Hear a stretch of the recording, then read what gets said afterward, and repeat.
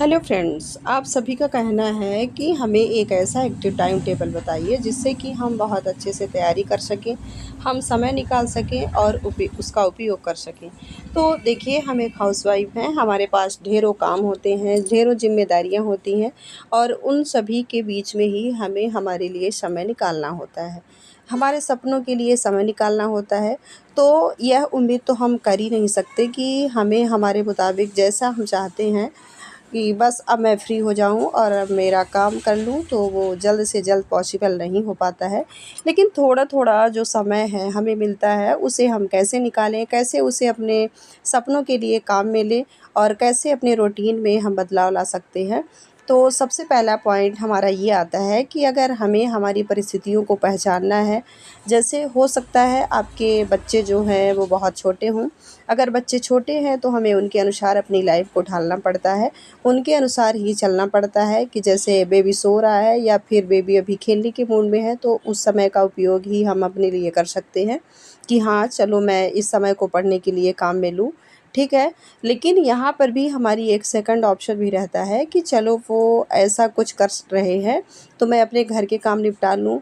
तो ये चॉइसेस हमें ही तय करनी होती हैं कि हम उनके अनुसार समय निकालें और पढ़ाई में समय लगाएँ, ठीक है।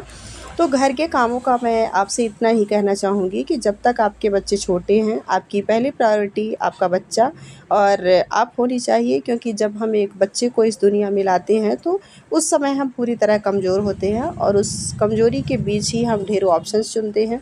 जैसे कि हाँ, मुझे इस पूरे घर को सँभालना है, साथ ही मुझे अपने करियर को टाइम देना है और बच्चे को समय देना है, और हम ये भूल जाते हैं कि हम भी तो इंसान ही हैं, हमारे पास भी तो अभी पूरी तरह से वो शक्ति है ही नहीं, जिससे हम इतना सब कुछ कर सकें। तो अपने आप से ज़्यादा अपेक्षा उस समय बिल्कुल ना लगाएँ, और अगर लगा रही हैं तो अपनी कैपेसिटी से ज़्यादा काम भी ना करें, क्योंकि ये ना आपके लिए हानिकारक होगा और आज पता नहीं चलेगा, लेकिन जब आपकी एज धीरे-धीरे निकल जाएगी तो आपको ना फिर अंदर से पता चलेगा कि आपके अंदर कितनी वीकनेस आ गई है, कितने ऐसे प्लस पॉइंट हो सकते थे जो मैं अपने अंदर ला सकती थी, लेकिन मैंने उन्हें माइनस की तरफ कर दिया। और रीज़न क्या रहा है? मेरा माइंडसेट, ठीक है।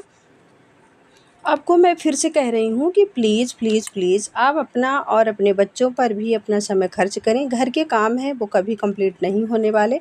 बस आप ये कोशिश करें कि मुझे दुनिया को दिखाने के लिए कुछ नहीं करना है। दुनिया देख कर क्या ही कहेगी। हाँ, बहुत अच्छे से रखती है, बहुत सारा काम करती है, इससे ज़्यादा कुछ नहीं कहने वाली। तो बस आप ये ध्यान रखें कि ज़रूरत के काम सभी हो जाएँ जितना पॉसिबल हो सके। ज़्यादा साफ-सफाई में, रख-रखाव में, इधर का उधर रखने में, उठाने में, यहाँ पर अपना समय ख़राब ना करें, क्योंकि शरीर आपका बहुत कमज़ोर है। ज़्यादा झुकना, ज़्यादा उठाना आज आपको बहुत नॉर्मल लग रहा होगा, लेकिन कल को ये आपके लिए बहुत बड़ा पॉइंट बन सकता है। तो या तो आप ये कर सकते हैं कि जितना आपके लिए ज़रूरत हो वो काम कर लीजिए और उसके बाद जो भी समय मिले उसे अपने बच्चों के साथ एंजॉय करिए, ठीक है। उसकी छोटी-छोटी जो पॉइंट्स हैं उन पे नोटिस कीजिए कि वो कैसे हँस रहा है, कैसे वो अपना एक अलग ही पॉइंट आपके सामने रख रहा है, उसे एंजॉय कीजिए और उसके साथ रहते-रहते अपने करियर को टाइम दीजिए। अपने आप को खुश रखने की कोशिश कीजिए, साथ ही साथ अपने लिए बहुत अच्छा आपको खान-पान लेना है। अपने माइंडसेट को स्ट्रॉन्ग करना है कि हाँ, मैं अपने बच्चे को एक हेल्दी लाइफ़ दे रही हूँ, साथ ही साथ मैं अपने आप को हेल्दी रख रही हूँ, मैं बहुत कुछ अच्छा कर रही हूँ। घर जो है वो जैसा भी आज है उससे अच्छा है, और मैं और आगे इसे बना लूँगी यदि अभी बहुत अच्छे से मैं इस समय का उपयोग मेरे लिए और मेरे बच्चे के लिए करती हूँ। दुनिया को जो कहना है कहने दीजिए। आप पूरा समय अपने और अपने बच्चे पर खर्च कीजिए, जो भी ज़रूरत के काम हो बस वो कीजिए। कोई आपसे कुछ भी कहे उसे ज़्यादा ध्यान ना लगाएँ, इग्नोर करें और खुश रहें। फिर फ्रेंड्स, जिनके बच्चे 3 साल से ऊपर हैं, मतलब कि 3 साल से 6 साल तक के हैं, वो जो हैं अपनी ज़िम्मेदारियों को थोड़ा कम कर चुके हैं। मतलब उनके बच्चे अब स्कूल जाने लगे हैं, वो थोड़े-थोड़े बड़े हो चुके हैं। वो अपने अनुसार यहाँ पर अपना वक़्त अपने अनुसार बिता सकते हैं, तो आपके पास अब समय थोड़ा अच्छा मिल जाता है। अब उनको रात को जगने के और ये भी चांसेस कम हो गए हैं, तो आप अब आपको क्या करना चाहिए, एक रूपरेखा बनाइए और अपने अनुसार दिन को ढालना शुरू कीजिए। आप सुबह जल्दी उठ सकती हैं, आप जितना सुबह जल्दी उठ कर के पढ़ लें उतना पढ़िए। आपका बच्चा आपके साथ अब नहीं उठता होगा, क्योंकि वो बड़ा हो चुका है। आप उसे सुलाकर अपने पास सुलाए रख सकती हैं, साइड में बैठकर आप पढ़ाई कर सकती हैं और सुबह अच्छा खासा समय आप पढ़ने के लिए निकाल सकती हैं, ठीक है। इसी के साथ-साथ आपको एक और काम करना है कि जब भी मतलब सुबह के समय के बाद काम करने लगती हैं कि हाँ, मेरा अब 6 बज गए हैं, काम का समय हो गया है, बच्चों के लिए मुझे बहुत कुछ करना है, अपने घर के लिए मुझे बहुत कुछ करना है। उस दौरान आप जो भी मतलब आपने सुबह पढ़ा या फिर आपने कल पढ़ा उसे रिवाइज़ कर सकती हैं। साथ ही जो टॉपिक्स आपको आगे पढ़ने हैं, जैसे दोपहर में कोई टॉपिक आपने चुना है जिसे पढ़ना है, उसके लिए आप क्लासेस सुन सकती हैं और वहाँ पर आप बहुत अच्छा समय अपने आप को दे सकती हैं, क्योंकि रिकॉलिंग सबसे बड़ा पॉइंट होता है। जब हम बहुत अच्छा याद रख सकते हैं तो हमें क्या करना चाहिए, सुबह बहुत अच्छा समय पढ़ने के लिए लेना चाहिए। 1 घंटा 1.5 घंटा 2 घंटा आप जितना निकाल सकें, उसके बाद आप सुबह के जब काम करें उसे रिवाइज़ कीजिए या फिर नई क्लासेस सुनिए और आप मतलब उस टाइम का आप उपयोग कर सकती हैं। फिर जैसे ही आपके काम कंप्लीट होते हैं, आप दोपहर में समय निकाल सकती हैं। अगर आपका बच्चा स्कूल नहीं जाता है तो उसे सुला सकती हैं दोपहर में और उस समय का उपयोग भी आप अपने लिए कर सकती हैं। देखिए, नींद वगैरह पर कंट्रोल आपको करना होगा। जैसे दोपहर में आप 2-3 घंटे ना सोकर आधे घंटे सोकर अपने आप को रिलैक्स कर सकती हैं या फिर बिना सोए रह सकती हैं। अगर आप दिन में सोना पसंद नहीं करती हैं तो इसी के साथ-साथ दोपहर में जो आप तैयार करें उसे आप शाम के वक़्त पर रिवाइज़ कर सकती हैं और भी एक्स्ट्रा जो भी आपको सुनना है उसे सुन सकती हैं, ठीक है? तो कुल मिलाकर मेरे कहने का अर्थ ये है कि आप पे डिपेंड करेगा कि आप कितना समय पढ़ने के लिए निकालती हैं, कितना समय अपने आप के लिए यूज़ करती हैं। हमें ये तो कहना बहुत आसान लगता है कि कोई हमें वक़्त नहीं देता, लेकिन ये कहना भी उतना ही आपको होना चाहिए कि मैं अपने लिए समय नहीं निकालती।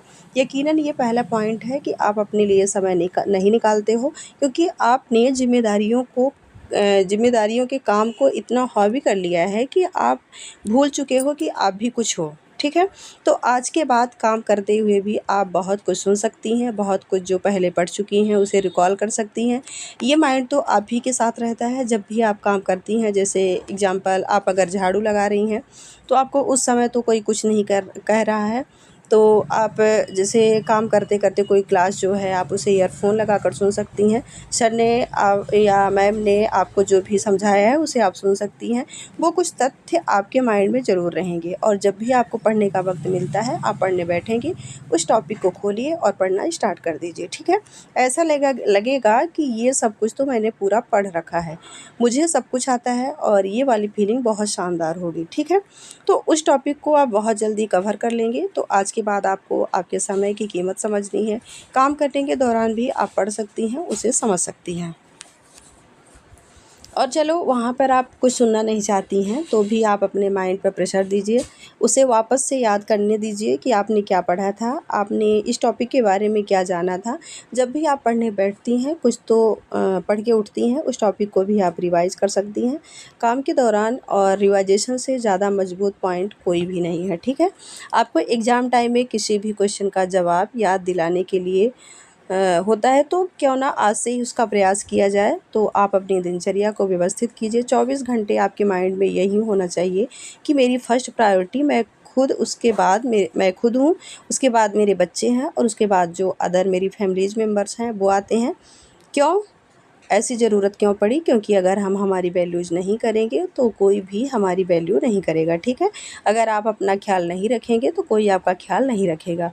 दूसरा, बच्चे जो हैं वो अभी आपकी ज़िम्मेदारी हैं, आपको जब तक कि वह पूरी तरह से अपने काम करने योग्य ना हो जाएँ। ज़िम्मेदार ना हो जाएँ, आप उन्हें ज़िम्मेदार बनाइए, उनके साथ खड़े रहिए। और रही फैमिली के अंदर मेंबर्स की, तो वो सभी अभी मैच्योर कंडीशन में हैं, वो अपना बहुत कुछ देख सकते हैं, वो अपना भला-बुरा सोच सकते हैं, बस आप उनके प्रति इतने रिस्पॉन्सिबल हो जाइए कि हाँ, ये काम करना ज़रूरी है, उनको इस काम की मेरे प्रति ज़रूरत है। बस इससे ज़्यादा कुछ आप उनके लिए या उनके बारे में ना सोचें। साथ ही दुनियादारी का अगर आप सोचती हैं, तो वो भी आप बिल्कुल ना सोचें, सोचना किसी के बारे में नहीं है। ओवरऑल अपने बारे में सोचिए, अपनी जो भी आप करना चाहती हैं उस पॉइंट के बारे में सोचिए और पूरे दिन आप जो भी आपने पढ़ा है उसको आप रिकॉल कीजिए और फिर रात को क्लासेस लेने वाली हैं उसे आप सुन लीजिए तो भी बहुत अच्छा हो जाएगा। और आपने क्या पढ़ा है, क्या समझा है, कौन सा पॉइंट है जो मुझे अच्छे से आया, कौन सा है जो मुझे नहीं आया, इसमें मुझे और क्या ऐड करना है, वो सारी बातें डिस्कस कीजिए। तो आप सभी को ऑल द